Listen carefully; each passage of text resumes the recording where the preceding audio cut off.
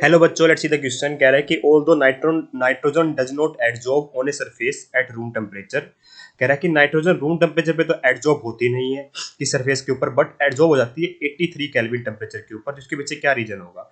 देखिए बेटा, हमारी एडजॉर्प्शन प्रोसेस होती है, उसमें क्या होता है, एक सब्सटेंस दूसरे सब्सटेंस की सरफेस के ऊपर एडजॉर्ब होता है ना। उसकी कंसंट्रेशन एडजॉर्ब हो रही होती है। तो ये दो टाइप के होते हैं बेटा मेरे।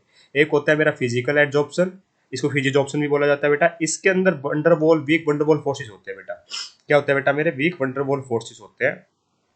वही जो केमिकल एड्जॉर्प्शन होता है बेटा, उसके अंदर केमिकल बॉन्ड्स बन रहे होते हैं एड्जॉर्प्शन के टाइम, है ना। क्या बन रहे होते हैं बेटा मेरे? केमिकल बॉन्ड्स बन रहे होते हैं। ठीक है। तो अगर आप देखोगे बेटा, जो मेरा फिजिकल एड्जॉर्प्शन दिखाऊं तो आप कैसे पाओगे? इस तरीके से मल्टी लेयर बन सकती है बेटा, क्योंकि यहाँ पे क्या है, ये सिर्फ हमारा इंटरेक्शन है, एक टाइप की फोर्स ऑफ अट्रैक्शन है बेटा। जिसके बीच में कुछ स्पेस रह जाता है तो यहाँ मल्टी लेयर बन जाती है, तो सरफेस के साथ वो भी इंटरेक्ट कर सकती है, दूसरी लेयर भी। इस तरीके से और भी लेयर्स है बेटा, वो सरफेस के साथ इंटरेक्ट कर सकती है, क्योंकि स्पेसिस रहते हैं यहाँ पर। वही अगर आप केमिकल एड्जॉर्प्शन की बात करोगे ना, तो बेटा यहाँ पे स्ट्रॉन्ग बॉन्ड बनते हैं। क्या बनते हैं बेटा मेरे? स्ट्रॉन्ग बॉन्ड बन रहे होते हैं। किसके साथ बेटा मेरे? सरफेस के साथ। तो यहाँ केवल मोनोलेयर बनती है। क्या बनती है बेटा मेरी? मोनोलेयर बनती है।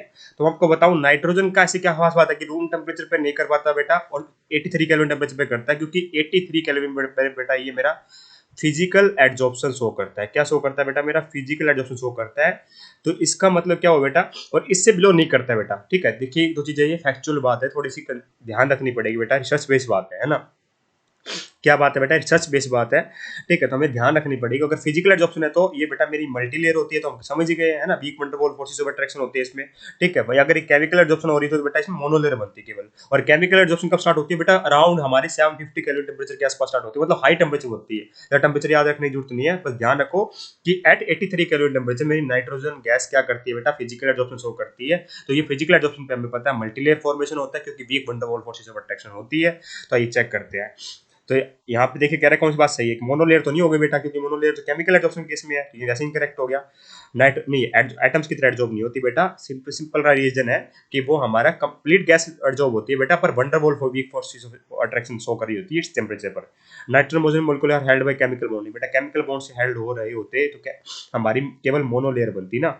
Eight 83 kelvin temperature there is formation of multi molecular layer. बिल्कुल सही बेटा, option number fourth. I hope you understand the answer. Thank you so much. देखिए बेटा, इस क्वेश्चन में कुछ अलग नहीं था, बस अपने को ध्यान रखना है। छोटी सी बात हमें पता चल चुकी है, आगे के लिए काम आ सकती है ना। तो option number fourth perfectly correct है। Thank you so much.